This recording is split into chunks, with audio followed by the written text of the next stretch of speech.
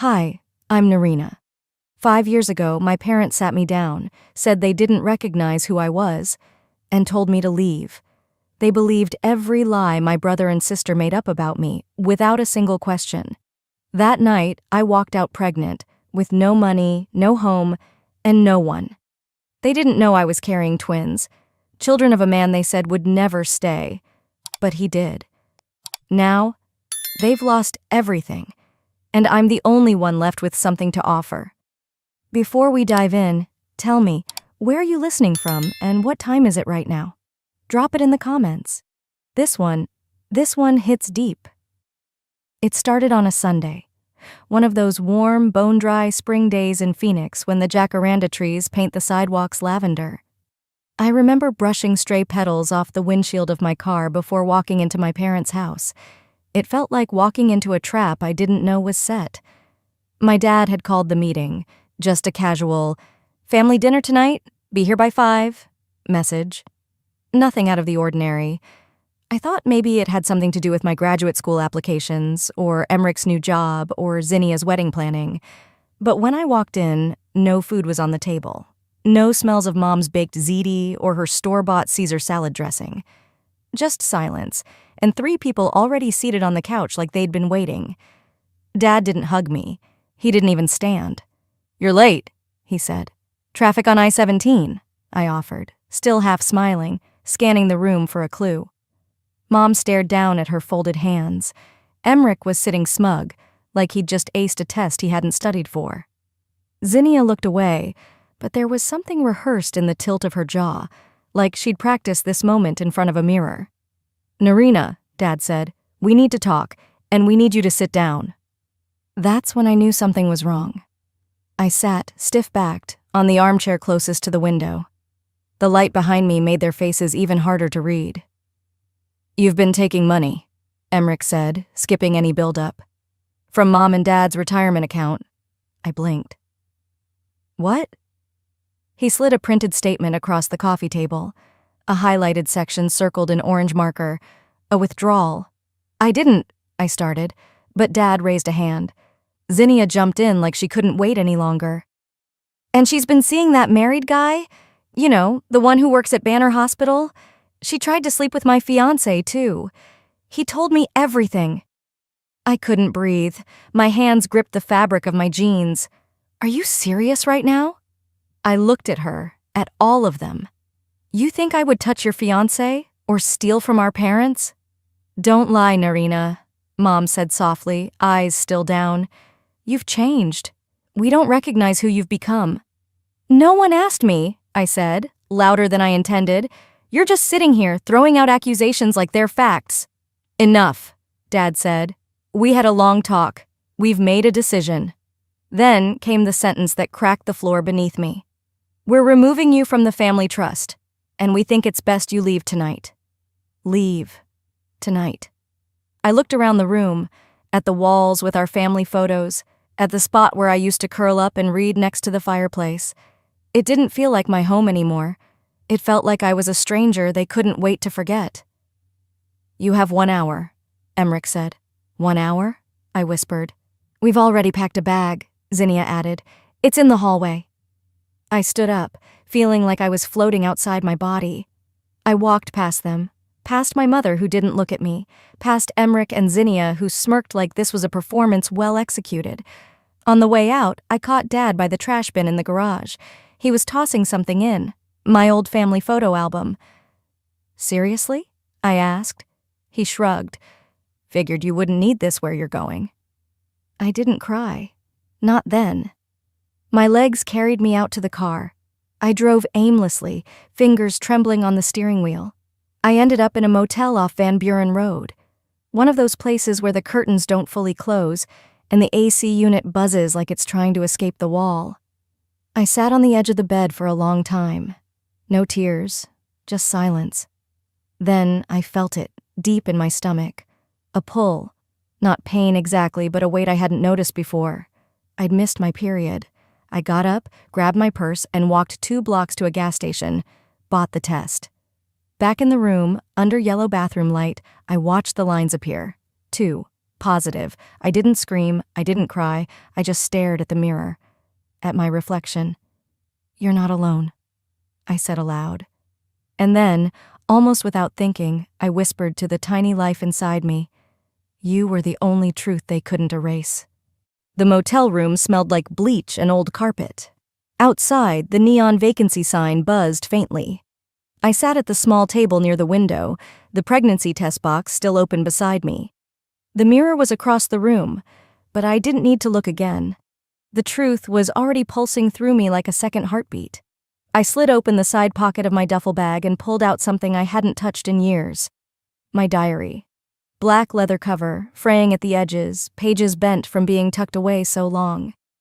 It had survived dorm rooms, road trips, one minor flood, and now this. Exile. Funny, I never let them know it existed. I opened to a random page, then another. My handwriting was smaller back then, more hopeful, less guarded. I scanned through a few entries about lab work, barista shifts, texts with Camden, back when we were still in the flirting but pretending we're just friends stage. Then I saw the date that hit like a bruise. March 12th, junior year.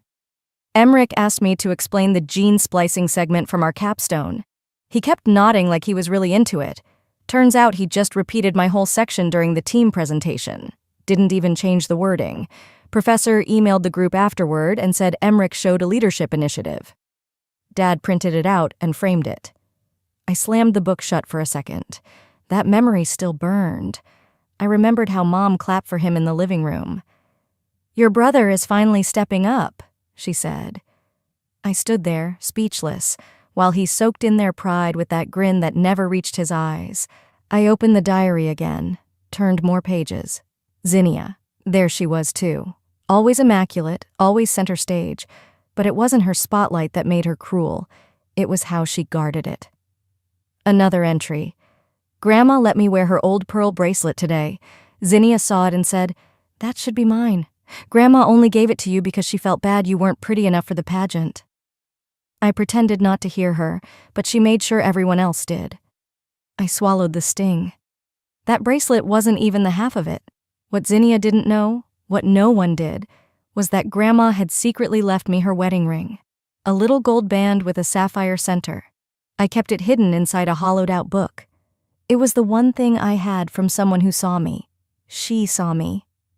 A week after Grandma died, Zinnia stood in the backyard during a family brunch and announced she was going to use Grandma's ring as her something old for the wedding. No one corrected her. I stayed quiet. I wasn't brave then. Not yet. And her wedding, God. They let me come. Gave me a seat in the 4th row near the speakers. When the time came for speeches, I stepped up to the mic, and it cut out. Zinnia waved it off with a laugh. "Technical glitch," she said, then turned to the crowd and launched into her own toast. The mic worked just fine for her. Back in the motel room, I looked around like the walls might offer comfort. They didn't. I glanced at the test again, still positive, as if the line had deepened overnight. I reread the instructions, like maybe I had misinterpreted. I hadn't. The weight of the truth pressed against me. Not just the baby, but the realization that I'd never really been one of them. Not in their eyes. I was tolerated, never treasured. My phone vibrated on the table. An unsaved number. I almost didn't pick it up. The text preview read, "I'm coming to Tucson. If it's true, you're not alone. Camden." I didn't even tell him. Not yet. But somehow, he knew. Or maybe he'd always sensed it. And for the first time since I was thrown out, something inside me stopped trembling. The man who still looked at me. Kindly. I didn't know how long I stood there after reading Camden's message, just staring at the screen like it might change. The motel room felt too small for the shift happening in my chest. The window was cracked open a few inches, letting in dry Arizona air and the distant hum of traffic. The silence around me was thick, but I wasn't entirely alone anymore. There was a knock. It wasn't loud, just a steady, familiar rhythm. I froze with my phone still in hand. Then I crossed the room and opened the door. He looked the same, but also like he'd been through something of his own. Camden stood there in a gray shirt, the sleeves rolled just enough to show the faint tan lines on his arms. His eyes met mine gently, not searching for an explanation or a performance. Just presence. "You okay?" he asked. I couldn't find the words. Not at first. So I stepped back and he came in. We didn't hug, didn't cry. There wasn't that kind of drama. He just sat in the chair near the window while I perched on the edge of the bed, like someone visiting a stranger's house. The silence stretched between us, not awkward, but heavy with everything unspoken. Eventually, I whispered, "I didn't expect you to come." He didn't answer right away. Instead, he glanced at the small table by the bed, where the pregnancy test still sat next to an empty water bottle. He didn't point, didn't question, just said, "Want to get out of here for a bit?" I nodded. We drove in his truck, an older Ford, the kind that vibrates just enough to make conversation easy to postpone. He parked outside a small diner with cracked vinyl booths and windows that hadn't been washed properly in years.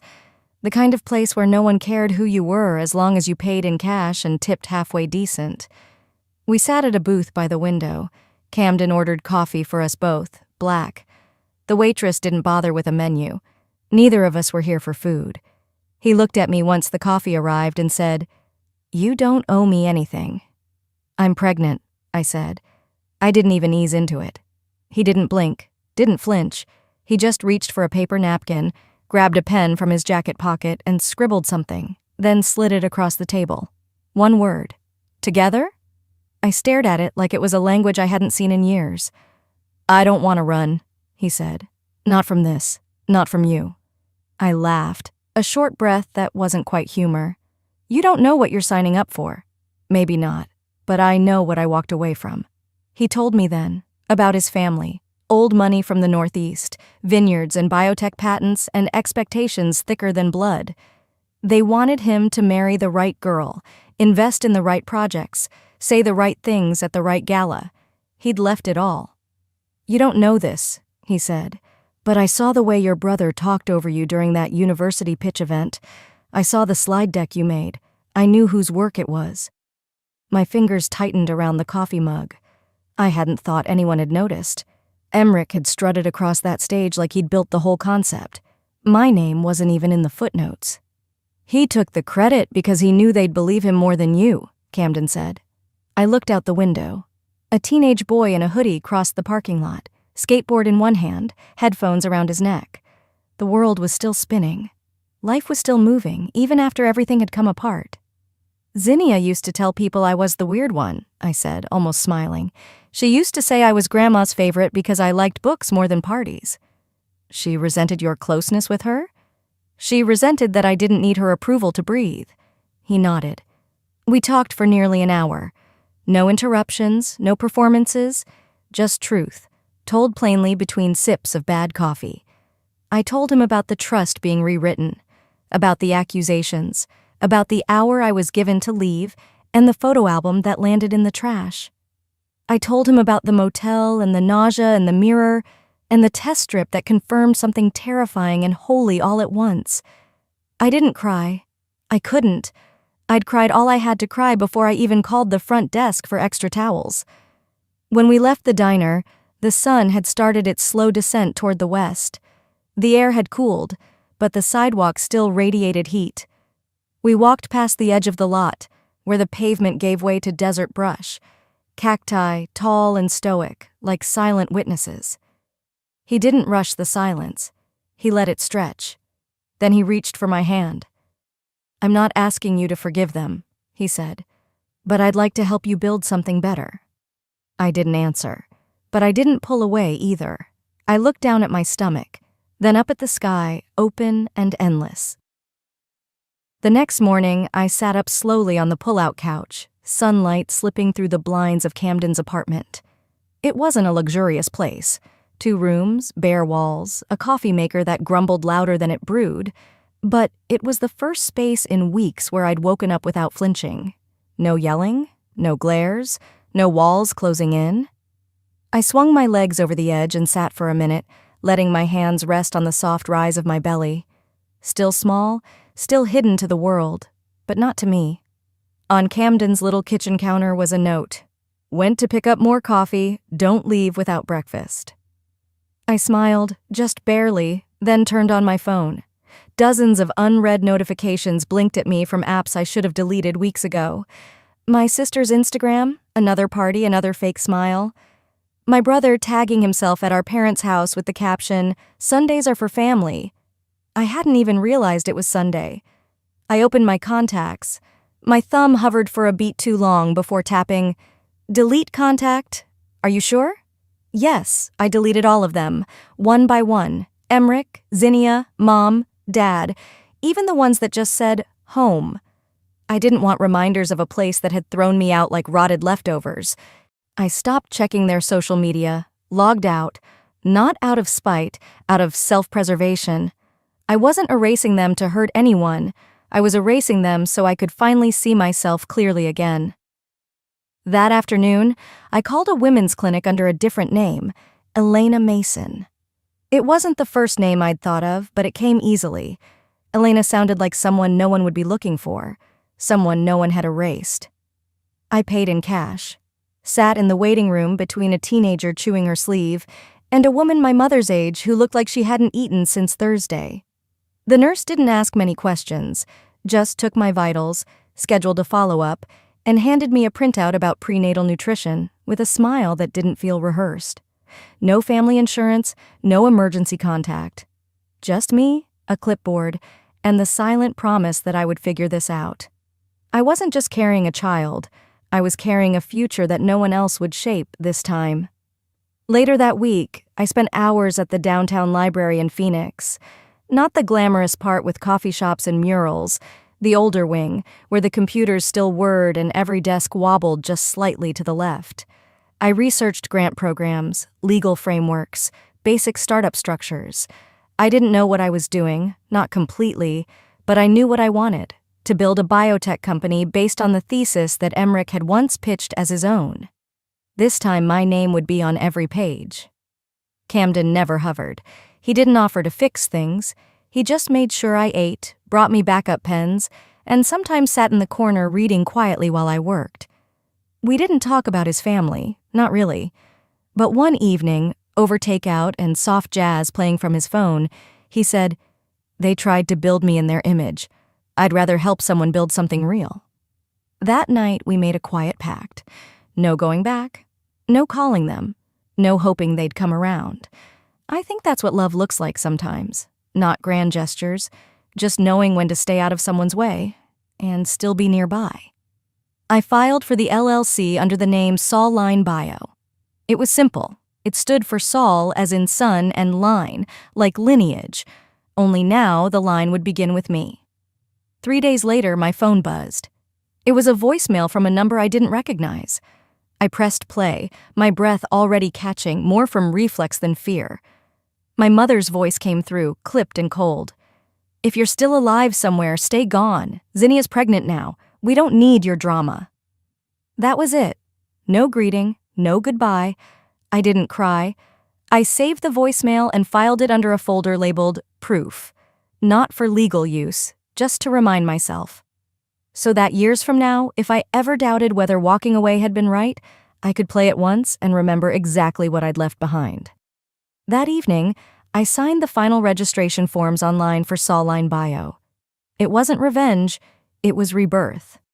The ink had barely dried on the registration papers when I found myself under fluorescent lights, seated between strangers with laptops and investor lanyards. The co-working space was modern, all polished concrete and reclaimed wood, filled with startup energy, loud, caffeinated, confident. I didn't quite belong, not yet, but I showed up anyway. I'd borrowed a navy dress that still fit around my belly and brushed my hair back in a low bun, hoping the quiet force behind my words would speak louder than the shape of my body. The pitch went fine, sharp, clear, rehearsed. I'd practiced in the mirror, in my sleep, in the bathroom stalls between bouts of nausea. I'd written and rewritten every line of the product roadmap. My numbers weren't just good, they were airtight, but it only took one sentence to flatten everything. An older man, slick gray hair, tailored blazer, advisor tag clipped neatly to his collar, tilted his head after I finished speaking. Then, with a smile that didn't reach his eyes, he said, "Impressive resume." But we've already had our fill of single pregnant founders trying to prove a point. The room didn't laugh. It didn't need to. No one defended me either. I nodded once, too tightly, and walked out. Outside, the Arizona sun had softened into gold, but my lungs burned from the inside. I didn't let myself cry. Not yet. I pressed my hand over the place just beneath my ribs, the place where a second heartbeat lived, and told myself, keep walking. I made it as far as the bus stop before the nausea won. Bent over near a trash can, I retched until my throat was raw. Someone behind me, a woman in a stiff blouse and judgmental perfume, clicked her tongue and muttered, "Girls like that shouldn't breed." She didn't say it to me. She didn't have to. I found the nearest coffee shop, slipped into the restroom, and locked the stall. The cold of the toilet's water tank was the only solid thing to lean against. I didn't sob.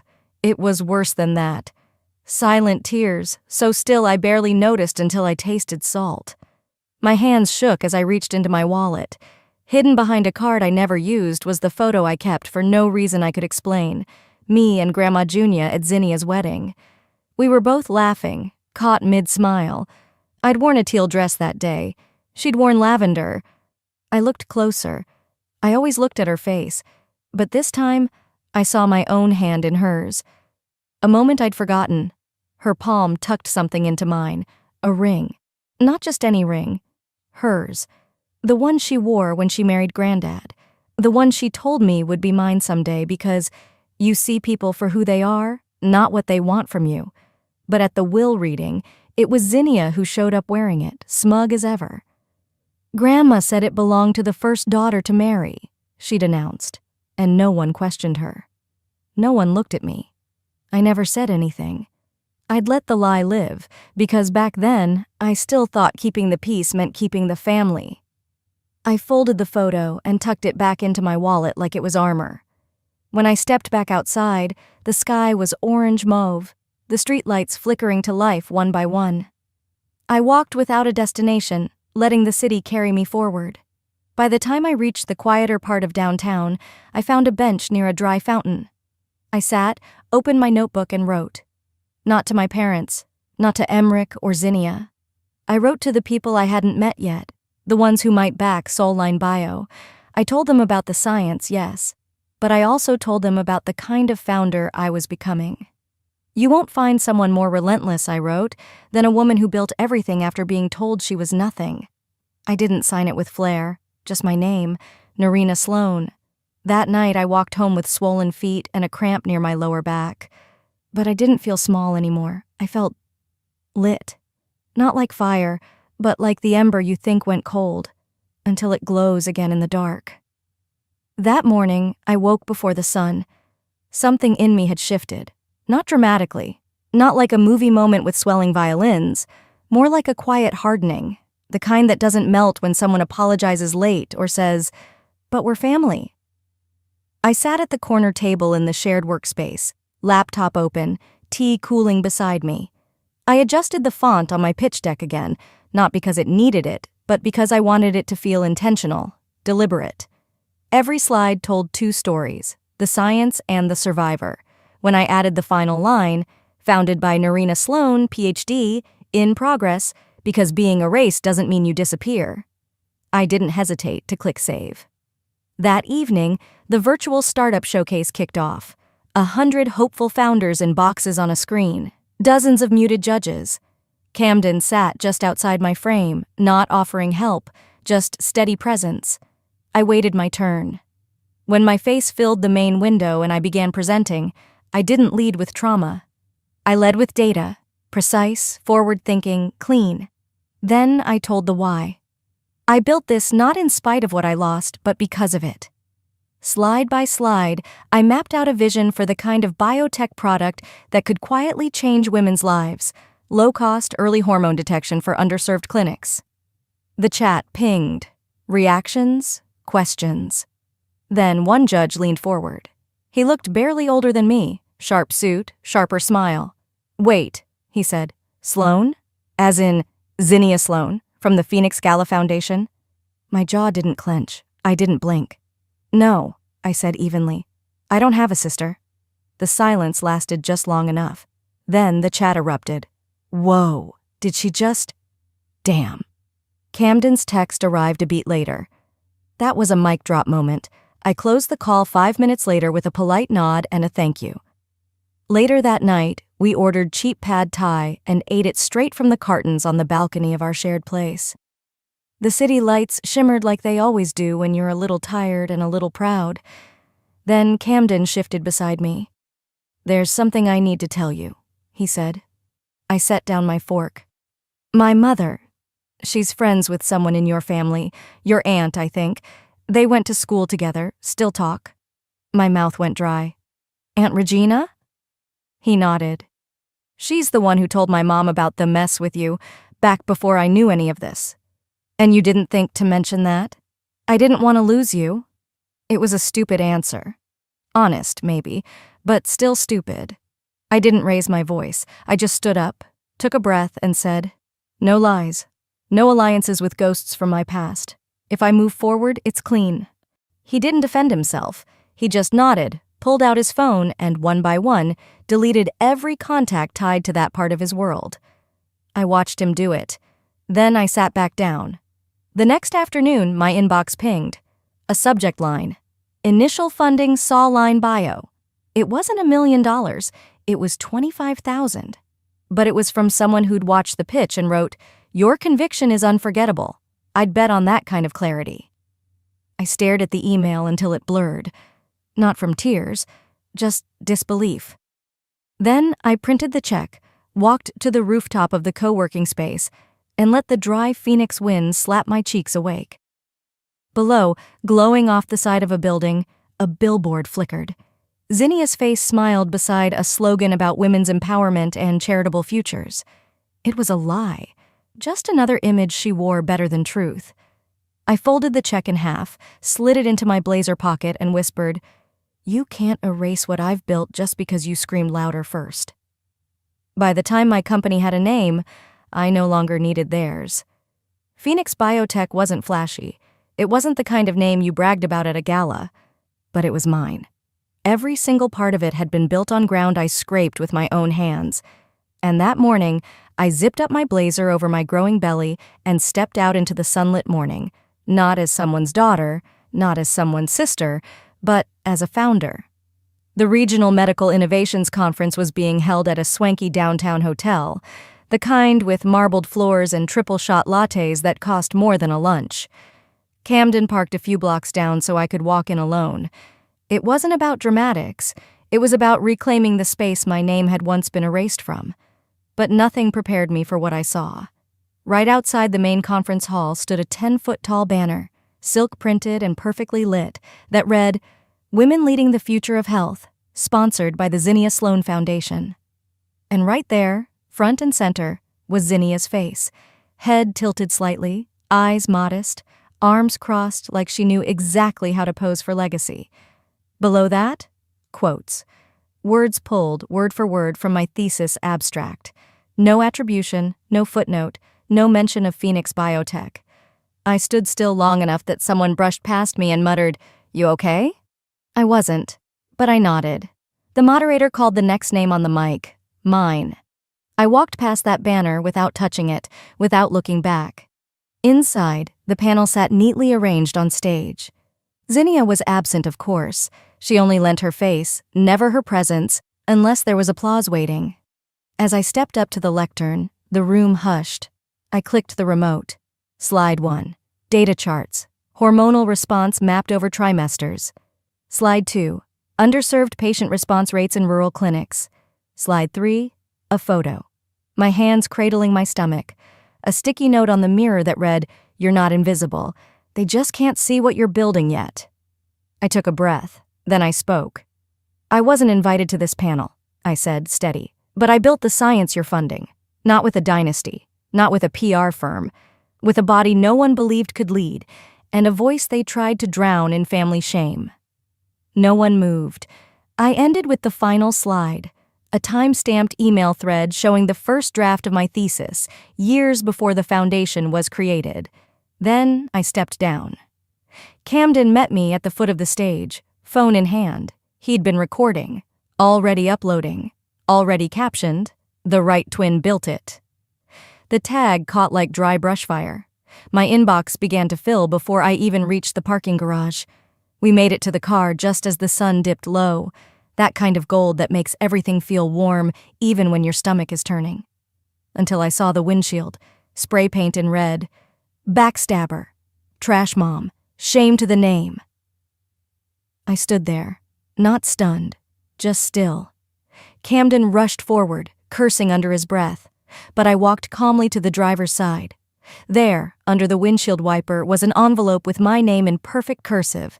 Inside, a cease and desist letter, accusing me of defamation, demanding takedown of all posts, threatening to sue.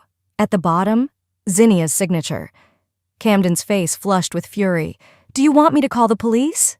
I didn't answer. I reached into my bag and pulled out a folder, thicker than hers, heavier. Inside, screenshots of time-stamped research files, email threads with advisors, grant receipts, statements from lab assistants, copies of old mentorship logs, all with her name falsely attached to my work. I closed the folder slowly, tucking it under my arm. "Let her try," I said. "Let her swing first." I turned to Camden and smiled, soft but sharp, because I brought the fire this time. The lawsuit was already drafted. I just hadn't hit send. Until now. And once I did, everything moved faster than I could have imagined. The silence between me and my family became legal paperwork. The ache in my chest became evidence. The sleepless nights, depositions. I arrived at the Phoenix courthouse early that morning. The air was dry, the sky clear in a way that made everything feel sharper. I wore the navy blazer my mother once said made me look too masculine for a daughter. I smiled while buttoning it that morning. She was right. It wasn't feminine. It was formidable. Inside the courtroom, the lights buzzed, the benches filled with quiet murmurs and the squeak of legal pads flipping open. Camden sat 2 rows behind me, no tie, just presence. That was enough. My attorney, a woman named Renee who had the calm fury of someone who'd clawed her way through decades of boardrooms, leaned over and said, "You ready to let this breathe?" I nodded once. Then the first bomb dropped. "Your Honor," Renee began, "we're not just bringing forward intellectual property theft. We have testimony from a former NIH grant officer confirming that Zinnia Sloan used proprietary research, authored by Narina Sloan, to secure both federal funding and nonprofit status." You could hear the air leave the room. The judge, a sharp woman with tightly coiled hair and a sharper gaze, didn't blink. "Proceed." And just then, the doors opened. Zinnia entered wearing a cream-sheath dress and sunglasses that didn't match the fluorescent lights. Her heels clicked slowly as if she were still on a stage. When her eyes met Camden's seated form behind me, her jaw locked. She hadn't expected him to stand by me. That was her mistake. Zinnia's legal team, all polished teeth and performative civility, tried their angle. "This is a tragic misunderstanding among family," one of them said. "Grief, sibling rivalry, confusion over academic boundaries." I stood. The courtroom grew quiet again. "I'd like to submit additional evidence," I said. My voice didn't shake. I walked up to the bench, pulled a small USB from my purse, and handed it to the clerk. "Audio files," I explained. "Conversations recorded outside my old bedroom. I had no idea they were being said loud enough to capture, but they were." The judge raised an eyebrow. "And what do these recordings contain, Miss Sloan?" My mother, my sister, my aunt, all discussing how to cut me out, because I was too stubborn to control. I didn't cry. I didn't need to. I saw it ripple through the room, the unease, the shock. And in a strange, quiet flash, my mind pulled me backward. A younger me, sitting cross-legged on my childhood bed, the sound of laughter from the hallway. I remember freezing, hearing my mother say, "She's not smart, she's just difficult, like her father." That night, I'd curled into the smallest shape I could manage. But here, in this room, I stood tall. The judge took a long breath and nodded to the bailiff. "We'll recess to review the submitted recordings. In the meantime, I am granting a temporary injunction. Miss Zinnia Sloan is barred from representing or financially benefiting from any material related to Phoenix Biotech, its subsidiaries, or any derivative works tied to the plaintiff's graduate research." There it was. Not an applause, not cheers, just silence, which in court is as loud as justice gets. As the crowd filed out, Zinnia looked around for someone, anyone, to walk out with her. Our parents sat on the opposite side of the room. My father looked down at his folded hands. My mother stared blankly ahead. They didn't move. Zinnia stood there, alone in a sea of whispers and camera flashes. Reporters surged toward me as I stepped into the sunlight outside. Microphones, lenses, questions. One voice broke through, sharp and clear. "Miss Sloan, is there anything you'd like to say to your family?" I paused just long enough for the hush to spread again. Then I said, "No, I already did. In court." I didn't go home to celebrate. I went back to the lab, with my children asleep beside me. The space smelled faintly of ethanol and fresh paper. The overhead lights were dimmed, save for the desk lamp by the culture station. Leo and Leora lay curled in matching blankets I kept tucked under my bench, their soft breaths rising in rhythm. One tiny foot had escaped, dangling over the edge of a cushion. I gently nudged it back under the quilt and kissed the crown of Leora's head. Their presence grounded me more than any court ruling ever could. My phone buzzed softly on the counter. A name I hadn't seen in years flashed across the screen. Dad. I hesitated, then tapped the email open. Subject, none. Hope you're proud. Zinnia is gone. We're alone now. No apology, no explanation. Just that line, like a stone thrown into a well and never waited on for the splash. I locked the screen and turned away. Instead of answering, I picked up the pipette and slid on a fresh pair of gloves. There was a compound waiting, one I'd been refining for months. A synthetic protein derivative I'd been researching for ovarian cancer. My mother never got the chance to fight long. The diagnosis had come too late, and the silence between us made the clock move faster than it already did. So now I worked in her name, not to honor what she was, but what she never got to be. By the time the final drop had slid into the assay, dawn crept through the narrow lab windows. I looked at my children once more, still fast asleep, and I whispered, "We're okay now, all three of us." The sun warmed the soil under my nails as I dug. Camden was in the background, installing a small wooden swing from the pergola beam. The twins took turns patting dirt over the citrus saplings, one orange, one lemon. "Mommy, this one's Leo's tree," Leora said, wiping her brow like a tiny farmer. Leo nodded seriously, as if the roots themselves depended on his approval. It was just a narrow strip of earth behind the house, boxed in by white stucco and sun-faded bricks, but it was ours. That morning, I felt my lungs stretch in a way they hadn't in years. The doorbell rang. A package sat on the stoop, plain brown wrapping, no return address. I opened it slowly. Inside, protected by thick cardboard, was a single photograph. My fingers froze. It was the picture, the one from my childhood, the one where I'd been cropped out years ago, just a corner of my arm left behind. But this time, I was there, smiling awkwardly, off-center, in that hand-sewn blue dress Grandma Junia had made.